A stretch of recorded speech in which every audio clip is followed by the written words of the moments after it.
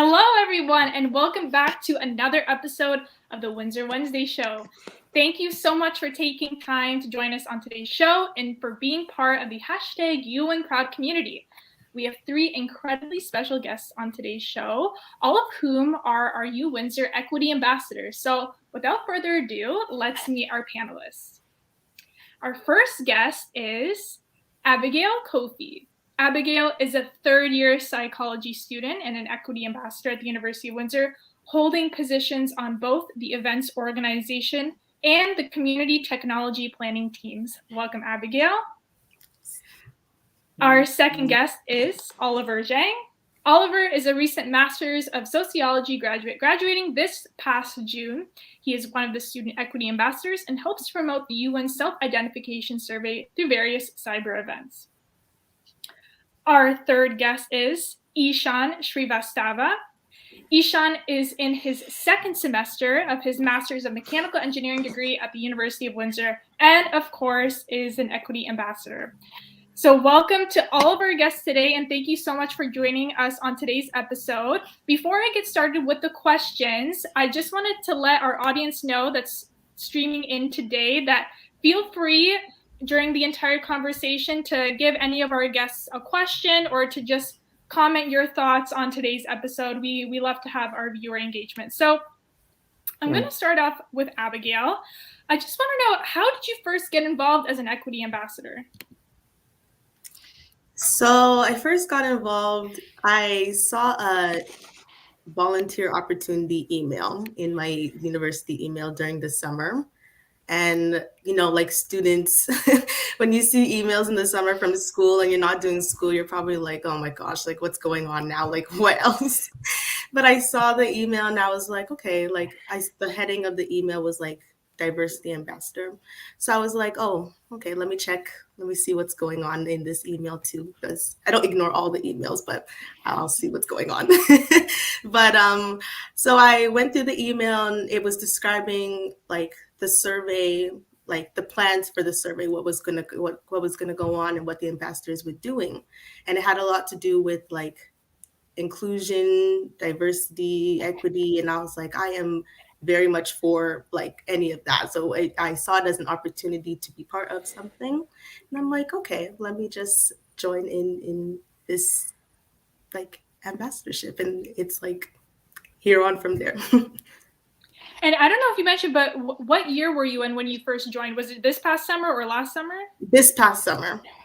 Okay, so that's pretty recent. And okay, that's really cool. And we're going to talk about a little bit of what you do, but I know that you're also part of the technology planning teams, and we're going to dive a little bit deeper into that. But can you just speak to the kinds of teams that are involved with being an equity ambassador?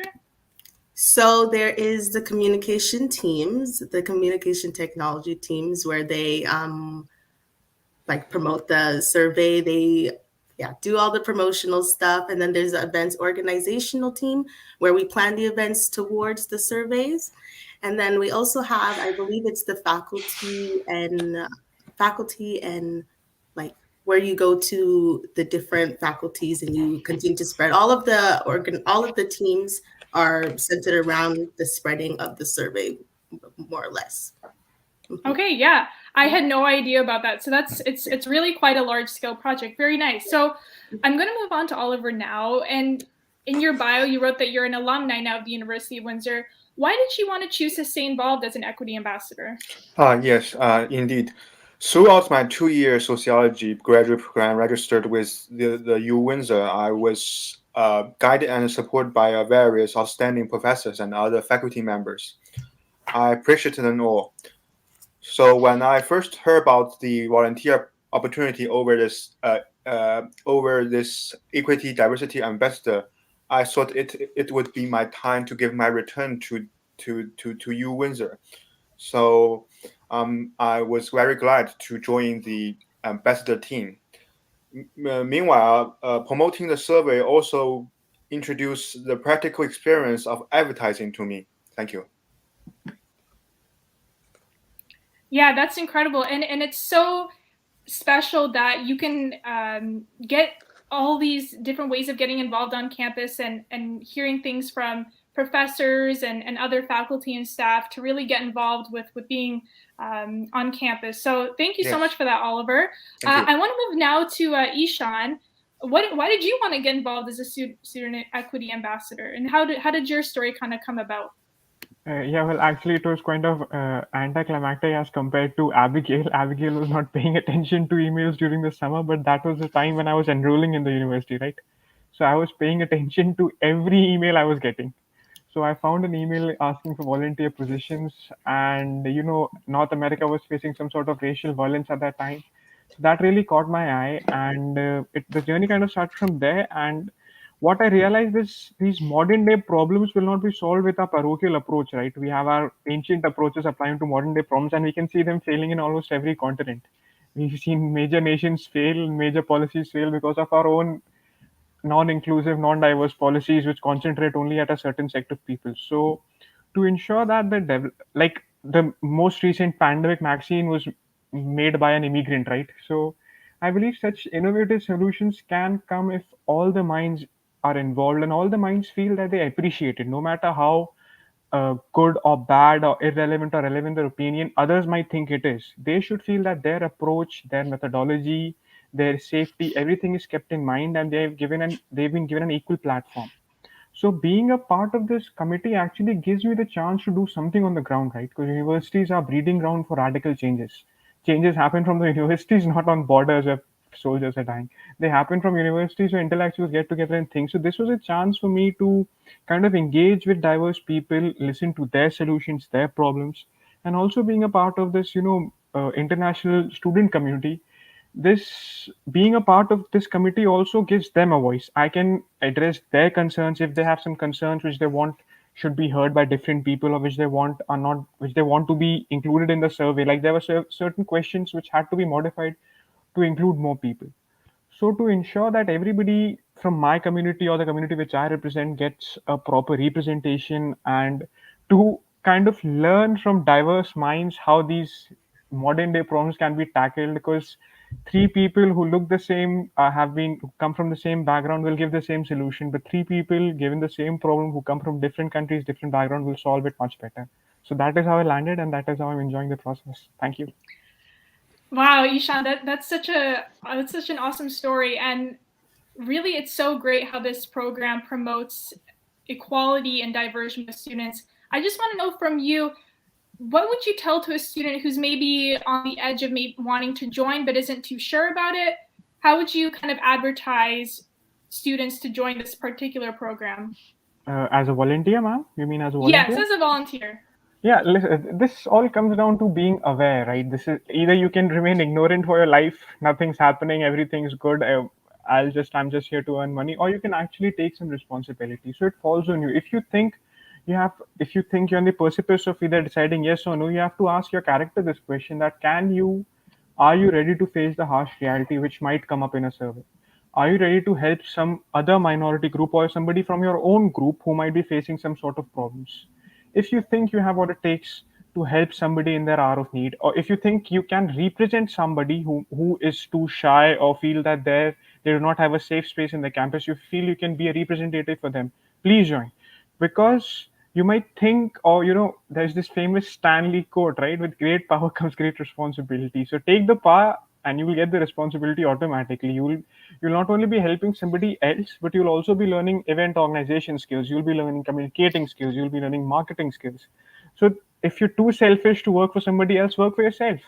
Simply think of it as an opportunity to improve your own, improve your own character, improve your own personality, and join. Because you'll not find a better platform to connect with such a diverse community, and such to network with so many people. I mean, we talk to faculties, we talk to students, we talk to vendors, we talk to you name it, we talk to them. So this is the best time to either improve yourself or to work for somebody else. So that is how I would put it. Wow, that was an awesome answer, and that's just really great that there's so many opportunities to network, and that there's a chance to kind of work on such an important project like the self-identification survey that you mentioned. And we have a couple of people online that are saying hi. Hi, Satvik on Facebook. Anyone else wants to say hi? B. Paul wants to ask, are you from Bangladesh? No, people, I'm from India, your neighborhood. Just a couple of 100 There you kilometers. go. Feel free to ask our guests some questions. We're going to focus back onto our conversation now, back to Abigail. I kind of touched on it a little bit before, how you're part of both the events organization and the communication technology planning teams. But can you yourself explain a little bit more about the self-identification survey? Sure. So the survey is basically an anonymous survey that's going to assess the students and their experiences and perceptions about diversity and inclusion in like the University of Windsor. So like it's going to collect their data. It's running in 2 phases right now. This current phase that we're in, like this October to the end of the semester, we're collecting racialized data, like just to understand the students' like demographics of the university, so that we can address issues that may have not been addressed from before. Like we all, just from us sitting over here, like you can see that our community in the university is very diverse, and maybe like issues have not been addressed from before. So this survey is essentially a first step in trying to address those issues. So yeah. Awesome. And how long approximately is this survey? When I did it, it wasn't too long. It was about maybe 5 minutes. There you go. You know, I'll be honest, sometimes I get surveys from the university or whoever, and some of them can be really, really long. So that's good to hear that it can be done pretty quickly, and it's really important. Yeah, and it's important for students to do it. And speaking of that, for Oliver, why is it for you so important for students to take part in the self-identification survey? Yes, indeed. The completion of self-identification survey is to please give me a moment. No worries, no worries.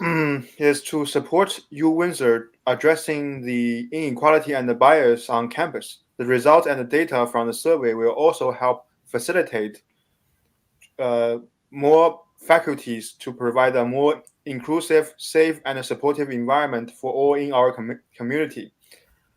The data driven from the survey will also contribute to relevant research, which may increase the understanding of diversity and equity. Moreover, the survey will help to expose any unseen area which may perpetrate and outline institutional racial inequality in student results. The completion of the survey also will help U Windsor to plan, implement, and evaluate more student relevant service and program. Thank you. Yeah, it's really interesting that you mentioned that the survey isn't just something for people to fill out, but it's actually something that will help the University of Windsor community. Definitely. For students and staff alike. So, and moving on back to Eshan, how can students complete the self-identification survey? Is it already out? Is it something that will just be sent to your email? Yeah, actually, it's really simple. You know, everybody's accessing the page already on the mobile to check their accounts. You just have to go to your UWin site, student.uwindsor.ca, where you go to check your academic records or stuff like that. You have to go to student.uwindsor.ca, and in the lower right-hand corner, you'll see a self-identification survey. You have to click on that survey, and that's it. As Abigail said, it's taking less than 5 minutes. And even less than 5 minutes, I'd say she's giving it the longest estimate. Students have completed in 2-3 minutes, because it's just a couple of short answers. Not even short answers. It's you have to select a couple of things, and that's it. This is just a phase 1. You'll also be, if you feel that you have something more to answer, or if your concerns are not addressed, we'll have a separate mechanism for that as well. You can see my face. You can communicate to me directly. But apart from that, it's really simple to simply just log in and answer 3 or 4 MCQs. Okay, so even less than 5 minutes. Wow. I'll definitely be completing this. And we actually have a question from Amit from YouTube. And maybe I'll give this to Eshan as well. We were kind of talking about this before with your question, but I think Amit's wondering, what community do you think that we should maybe focus on first with the work you're doing as an equity ambassador? Of course, of course. Hi, Amit. Nice to see you here after such a long time. Thank you for accepting my invite to come and watch the stream. This is actually, first you have to understand we're not trying to play a game of who's the bigger victim. Oh, you are a bigger victim. Oh, you are a bigger victim. Oh, you're a bigger victim. No, we are not trying to do that. What we are trying to do is try to gauge the historical injustices which were perpetuated and which continue to happen either systematically or without the knowledge of others, which are so ingrained in our psyche that we do it without realizing it. So it's not trying to again, if we try and make a community that this community was discriminated with most in the past, again that community will feel cut off from the society. They'll feel, oh, we've been discriminated, we don't have representation. So it's not who's a bigger victim, it's identifying all of the concerns and addressing all the concerns. It's not like, oh, I come from, like, a person from, let's suppose, a person from Nepal and a person from India. Although they come from the same geographical region, and although they come from the same time zone as well, but their problems will be different, and we have to address both the problems simultaneously. We cannot leave one and focus on the other. The person coming from Nepal is a bigger victim. No, everybody has their own problems and their own battles to fight, and we have to find mechanisms to support everybody. So that is how I would put it. Every community is equally important, and every community has their own problems which have to be recognized and solved accordingly. Absolutely, yeah. So like you said, there isn't necessarily one community. We have to really focus on the grand scheme of things. So I love the way that you put that. And Abigail, if somebody's interested in getting involved as an equity ambassador, do you guys have a Facebook page or kind of an email maybe if students want to get involved that are watching this right now? I don't think that we have a Facebook page from what I know right now, but if you want to join, anybody can join. Everybody's welcome to join. Kathleen, who's been awesome leading us, she is like the person that you would want to contact right now. I don't know her email off of her head right now, but That's definitely okay. She's the one. Yeah. No, perfect. So yeah, Kathleen, if you're watching this, thank you for helping us get this episode organized, and and all of our guests today have been incredibly wonderful. And I think we were really able to speak about the self-identification survey today. Absolutely, and for getting the word out. So I think we're done for today. I want to thank everyone for joining us on today's episode of the Windsor Wednesday Show. As always, you can find our full-length episodes on Facebook and YouTube. If you enjoyed today's episode and are interested in being a guest, you can send an email to myself or studentexperience@uwindsor.ca. Again, I want to thank our incredible guests, Eshan, Abigail, and Oliver, for joining today. All the information, how to join the self-identification, I'm not sure what side of my finger will be pointing down below. All of the information as well. So yeah, everyone can point down. You can find the information there and complete the survey, which will end up helping promote some diversion and inclusion with our school community, which is incredible. So again, thank you, everyone. Thank you to all of our people who streamed on YouTube and Facebook, and we'll see you all right here next week on the Windsor Wednesday Show. Bye, everyone. Bye. Thanks for having me. Yes.